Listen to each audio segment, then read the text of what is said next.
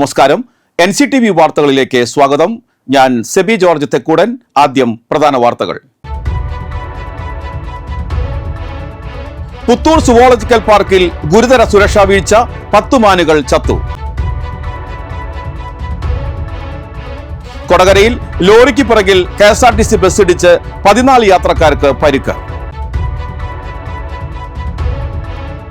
കോൺഗ്രസ് നേതാവ് തോമസ് മഞ്ഞളിയുടെ ചരമവാർഷിക ദിനത്തിൽ അനുസ്മരണ പരിപാടികൾ ഒരുക്കി കോൺഗ്രസ് പ്രവർത്തകർ. മെഡിസെപ് പൂർണ്ണമായ തോതിൽ നടപ്പാക്കണമെന്ന് Kerala state service pensioners union Kodakara block committee.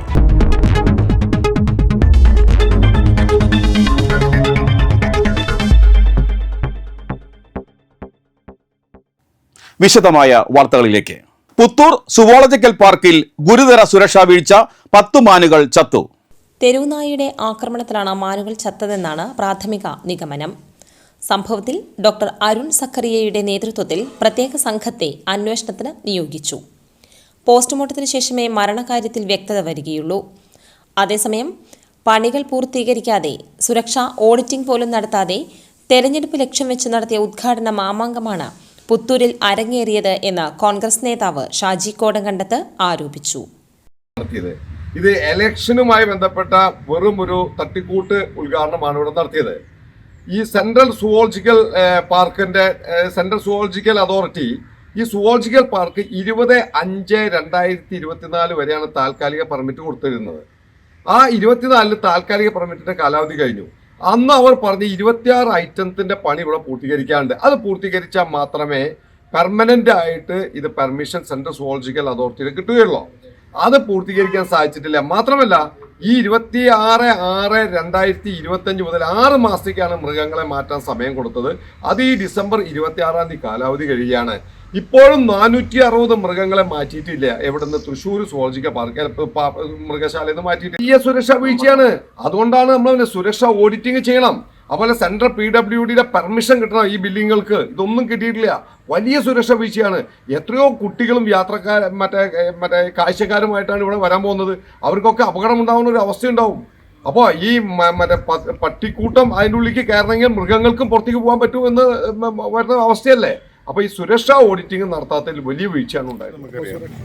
നമ്മളെക്കാൾ രൂക്ഷമാണ് പാവപ്പെട്ട മൃഗങ്ങൾ. മൃഗങ്ങൾക്ക് നിൽക്കാൻ കഴിയുന്നില്ല. അവർക്ക് കുടിക്കാൻ ആവശ്യമായ വെള്ളം കൊടുക്കാൻ കഴിയുന്നില്ല. അവയെ നോക്കാൻ, പരിപാലിക്കാൻ ആവശ്യമായ വാർഡന്മാരായിട്ടുള്ള സ്റ്റാഫുകൾ ഇവിടെ ഇല്ല. ഇവിടെ കാവൽക്കാരില്ല. ഇപ്പോൾ ഇവിടെ പട്ടി അല്ലെങ്കിൽ മാനുകളെ ആക്രമിച്ച് 10 മൃഗങ്ങൾ മരിച്ചു എന്ന വാർത്തയാണെങ്കിൽ കുറച്ച് ദിവസം കഴിഞ്ഞാൽ വരാൻ പോകുന്നു ഇവിടെ നിന്നും അവിടെ നിന്നും ഇവിടെ നിന്നുമെല്ലാം പിടിച്ചുകൊണ്ടുവന്ന അക്രമകാരികളായിട്ടുള്ള മൃഗങ്ങളെ കൊണ്ടുവന്ന് സൂക്ഷിക്കുന്ന, ഡംപ് ചെയ്യുന്ന ഒരു സ്ഥാപനമായിട്ടാണ്. പുത്തൂർ സുവോളജിക്കൽ പാർക്കിലെ തെരുവുനായ ആക്രമണത്തിൽ മാനുകൾ ചത്ത സംഭവത്തിൽ അന്വേഷണം പ്രഖ്യാപിച്ച് വനം വകുപ്പ് മന്ത്രി AK ശശീന്ദ്രൻ. അന്വേഷണത്തിന് വനം മന്ത്രി സമിതി രൂപീകരിച്ചു. Chief wildlife warden Pramod G. Krishnan, വനം വിജിലൻസ് വിഭാഗം CCF George P. Mathachan, chief forest veterinary officer doctor Arun Zachariah എന്നിവരാണ് അംഗങ്ങൾ. 4 ദിവസത്തിനകം പ്രാഥമിക റിപ്പോർട്ടും 2 ആഴ്ചയ്ക്കകം അന്തിമ റിപ്പോർട്ട് സമർപ്പിക്കാനും നിർദ്ദേശം നൽകി. സുവോളജിക്കൽ പാർക്കിലെ പുള്ളിമാനുകളെ പാർപ്പിച്ച സ്ഥലത്തേക്ക് പ്രദേശത്തു നിന്നുള്ള തെരുവു നായ്ക്കൾ അതിക്രമിച്ച് കയറി ആക്രമിച്ചതിൽ ഏതാനും പുള്ളിമാനുകൾ ചത്തു. ഇത്തരം സംഭവങ്ങൾ ആവർത്തിക്കാതിരിക്കാനും ആവശ്യമായ മറ്റു കർശന നടപടികൾ സ്വീകരിക്കാനും മന്ത്രി നിർദ്ദേശം നൽകി. കൊടകര മേൽപ്പാലത്തിന് സമീപം ലോറിക്ക് പുറകിൽ KSRTC ബസ് ഇടിച്ച് 14 യാത്രക്കാർക്ക് പരിക്കേറ്റു. ചൊവ്വാഴ്ച രാവിലെ 5:30 അപകടം. കോഴിക്കോട് നിന്ന് എറണാകുളത്തേക്ക് പോയിരുന്ന ബസ്സാണ് അപകടത്തിൽപ്പെട്ടത്. ലോറി നിർത്താതെ പോയെന്ന് പോലീസ് പറഞ്ഞു. യാത്രക്കാരുടെ നെറ്റിയിലും മുഖത്തുമാണ് പരിക്കേറ്റത്. ഇവരെ ഉടൻ കൊടകര ശാന്തി ആശുപത്രിയിൽ പ്രവേശിപ്പിച്ചു. കോൺഗ്രസ് അളഗപ്പനഗർ ബ്ലോക്ക് കമ്മിറ്റിയുടെ മുൻ പ്രസിഡന്റ് തോമസ് മഞ്ഞളിയുടെ ചരമവാർഷിക ദിനത്തിൽ അനുസ്മരണം നടത്തി. കോൺഗ്രസ് അളഗപ്പനഗർ ബ്ലോക്ക് കമ്മിറ്റിയുടെ മുൻ പ്രസിഡന്റ് തോമസ് മഞ്ഞളിയുടെ ചരമവാർഷിക ദിനത്തിൽ അനുസ്മരണം നടത്തി Congress Alagappanagar block committee. DCC general secretary K. Gopalakrishnan ഉദ്ഘാടനം ചെയ്തു. ബ്ലോക്ക് പ്രസിഡന്റ് അലക്സ് ചുക്കിരി അധ്യക്ഷത വഹിച്ചു. മുൻ ബ്ലോക്ക് പ്രസിഡന്റ് ഡേവിസ് അക്കരെ മുഖ്യപ്രഭാഷണം നടത്തി. Panchayat president K. രാജേശ്വരി, മുൻ പഞ്ചായത്ത് പ്രസിഡന്റ് പ്രിൻസൺ തയ്യാലക്കൽ, മണ്ഡലം പ്രസിഡന്റ് ആൻഡസ് കണ്ണമ്പുഴ എന്നിവർ പ്രസംഗിച്ചു.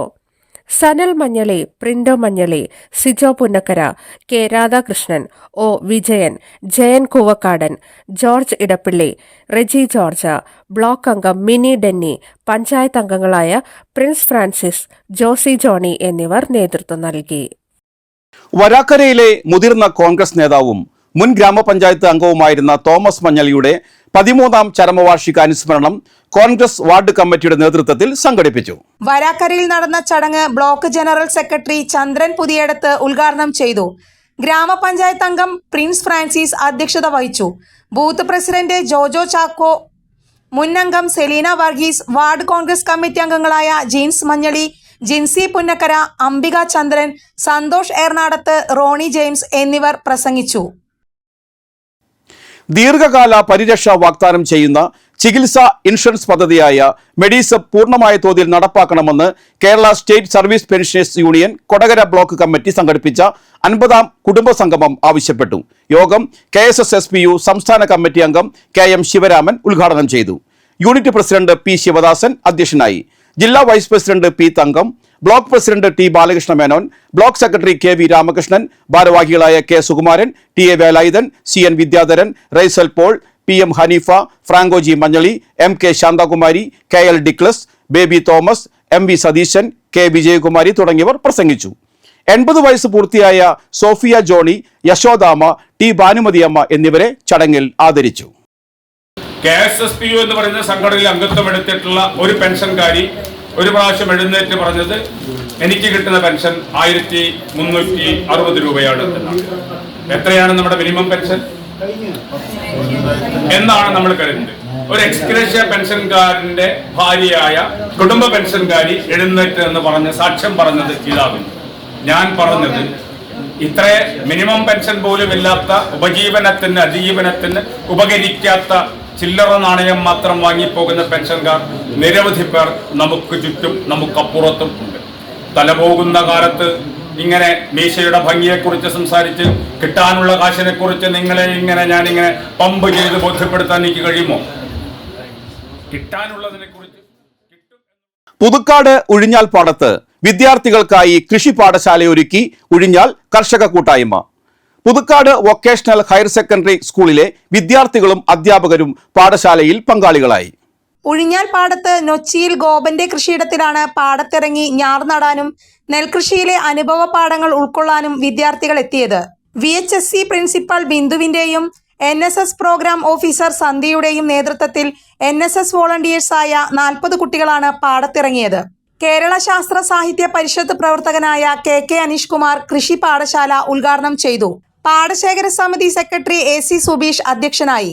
പുതുക്കാട് കൃഷി ഓഫീസർ ദിവ്യ നെൽകൃഷിയുടെ വിവിധ ഘട്ടങ്ങൾ കുട്ടികളോട് വിശദീകരിച്ചു. ഗോപൻ നൊച്ചിയിൽ അധ്യാപകരായ ബേബി, വിൽസൺ, സുജിത് എന്നിവരും കൃഷിക്കാരായ KJ സുരേഷ്, സുഭാഷ് എന്നിവരും പങ്കെടുത്തു.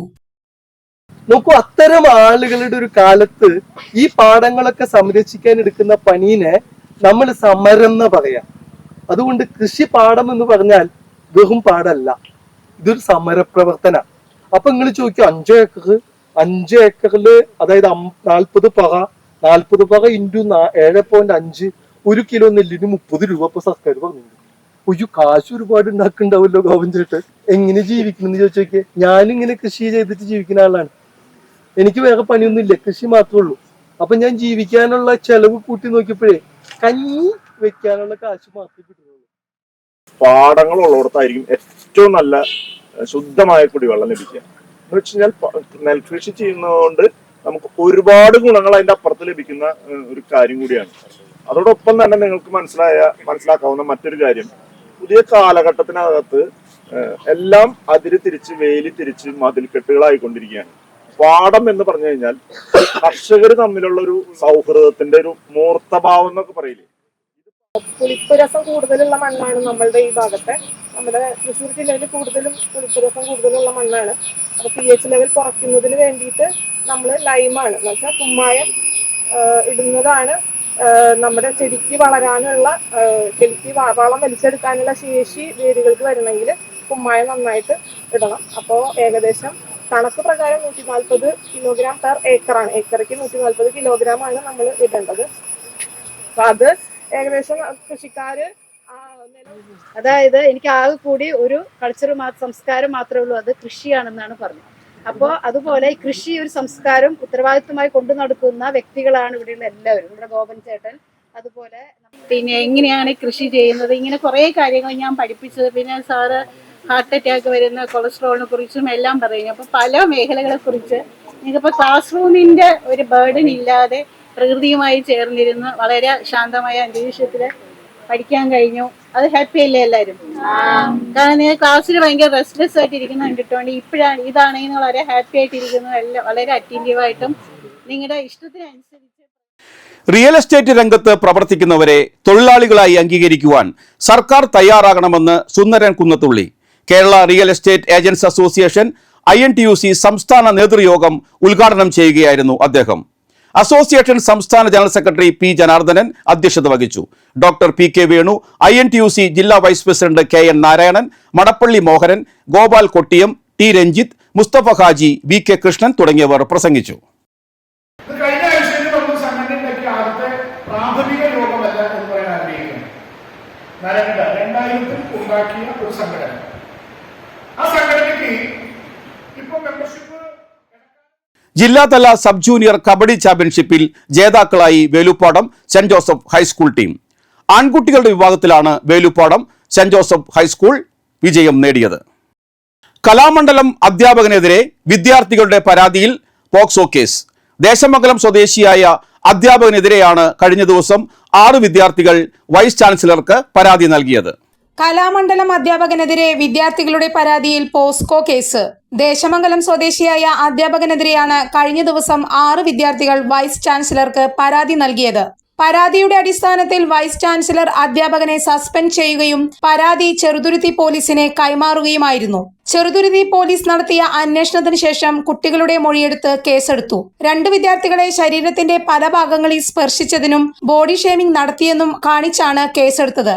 അധ്യാപകൻ ക്ലാസ്സിൽ മദ്യപിച്ചു വരുന്നതായും വിദ്യാർത്ഥികളും ശാരീരികമായി മാനസികമായി പീഡിപ്പിക്കുന്നു എന്നുമാണ് പരാതിയിലുള്ളത്.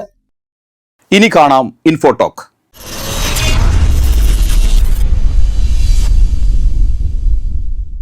ശരീരത്തിന് ഏറെ ആവശ്യമായ ധാതുവാണ് അയൺ അഥവാ ഇരുമ്പ്. ഹിമോഗ്ലോബിന്റെ ഉൽപാദനത്തിന് സഹായിക്കുന്നത് ഇരുമ്പാണ്. ചുവന്ന രക്താണുക്കൾക്ക് ഓക്സിജനെ വഹിക്കാൻ സഹായിക്കുന്ന ഒരു പ്രോട്ടീനാണ് ഹിമോഗ്ലോബിൻ. അതിനാൽ ശരീരത്തിൽ ഇരുമ്പിന്റെ അംശം കുറഞ്ഞാൽ വിളർച്ച ഉണ്ടാകാം. ഇരുമ്പിന്റെ കുറവുള്ള കുട്ടികളിൽ കാണുന്ന ലക്ഷണങ്ങൾ എന്തൊക്കെയാണെന്ന് നോക്കാം. എപ്പോഴും ക്ഷീണവും തളർച്ചയും അനുഭവപ്പെടുന്നത് ഇരുമ്പിന്റെ കുറവുള്ളവരിൽ കാണുന്ന ഒരു പ്രധാന ലക്ഷണമാണ്. വിളറിയ ചർമ്മവും നഖങ്ങളും ചുണ്ടുകളും സൂചിപ്പിക്കുന്നതും ചിലപ്പോൾ ഇരുമ്പിന്റെ കുറവിനെയാകാം. ഇരുമ്പിന്റെ അളവ് കുറവുള്ള കുട്ടികൾക്ക് പലപ്പോഴും വിശപ്പില്ലായ്മ അനുഭവപ്പെടുന്നു. ഇത് കൂടുതൽ പോഷകക്കുറവിലേക്കും വളർച്ച മന്ദഗതിയിലാക്കാനും ഇടയാക്കും. കുട്ടികളിലെ ദുർബലമായ രോഗപ്രതിരോധ ശേഷിയും എപ്പോഴും അസുഖങ്ങൾ വരുന്നതും അയണിന്റെ കുറവ് മൂലമാകാം. ശ്വസിക്കാനുള്ള ബുദ്ധിമുട്ടും ചിലപ്പോൾ അയണിന്റെ കുറവ് മൂലം ഉണ്ടാകാം. തലവേദന, തലകറക്കം തുടങ്ങിയവയും അയണിന്റെ കുറവിനെ സൂചിപ്പിക്കുന്ന ലക്ഷണങ്ങളാകാം. നഖങ്ങൾ പൊട്ടിപ്പോകുന്നതും വരണ്ട ചർമ്മവും ഇരുമ്പിന്റെ കുറവിനെ സൂചിപ്പിക്കുന്നതാകാം. കൈയും കാലുമൊക്കെ തണുത്തിരിക്കുന്നതും അയണിന്റെ കുറവിന്റെ സൂചനയാകാം. തലമുടി കൊഴിച്ചിൽ, തലമുടി വരണ്ടതാവുക തുടങ്ങിയവയും ഇരുമ്പിന്റെ കുറവുള്ളവരിൽ കാണുന്ന ലക്ഷണങ്ങളാണ്. ഇലക്കറികൾ, ബീറ്റ്റൂട്ട്, മാതളം, ഈന്തപ്പഴം, ലിവർ, പയർവർഗ്ഗങ്ങൾ, മത്തങ്ങ വിത്തുകൾ, ഡാർക്ക് ചോക്ലേറ്റ് തുടങ്ങിയവയിലൊക്കെ അയൺ അടങ്ങിയിട്ടുണ്ട്. ലക്ഷണങ്ങൾ കാണുന്ന പക്ഷം സ്വയം രോഗനിർണയത്തിന് ശ്രമിക്കാതെ നിർബന്ധമായും ഡോക്ടറെ കൺസൾട്ട് ചെയ്യുക. കാലാവസ്ഥ.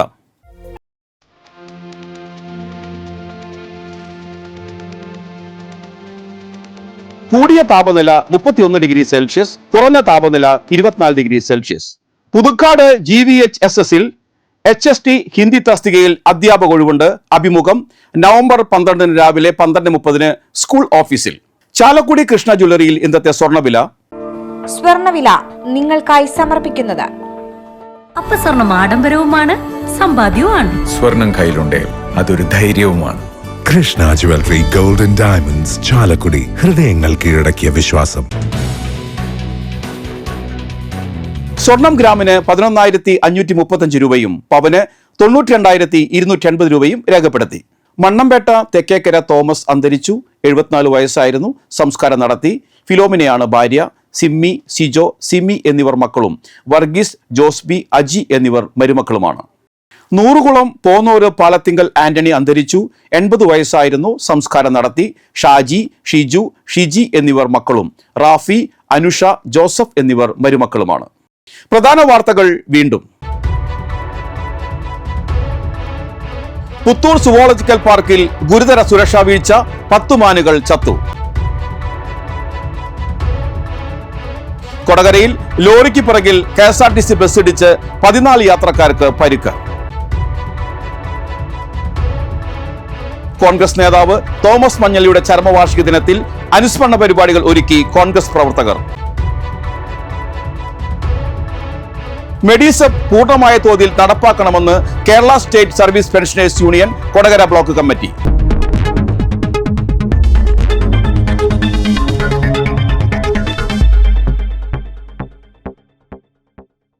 ഇതോടെ ബുള്ളറ്റിൻ പൂർണ്ണമാകുന്നു. പുതുക്കാട് മേഖലയിലെ പ്രധാന സംഭവങ്ങളുടെ വാർത്താ ക്ലിപ്പുകളും ഡെയിലി ന്യൂസും NCTV ന്യൂസ് എന്ന യൂട്യൂബ് ചാനലിൽ ലഭ്യമാണ്. ന്യൂസ് ബുള്ളറ്റിൻ എല്ലാ ദിവസവും രാത്രി 9 മുതൽ യൂട്യൂബിൽ ലഭ്യമാണ്. വാർത്തകൾക്കും അപ്ഡേറ്റുകൾക്കും nctvnews.com എന്ന വെബ്സൈറ്റും NCTV ന്യൂസ് എന്ന ഇൻസ്റ്റഗ്രാം പേജും ഫോളോ ചെയ്യുക. പുതുക്കാട് നിയോജക മണ്ഡലം, കൊടകര ബ്ലോക്ക് പഞ്ചായത്ത് പരിധികളിലെ സമഗ്ര വാർത്തകൾ അറിയാൻ NCTV ന്യൂസ് എന്ന യൂട്യൂബ് ചാനൽ സബ്സ്ക്രൈബ് ചെയ്യുക. നമസ്കാരം.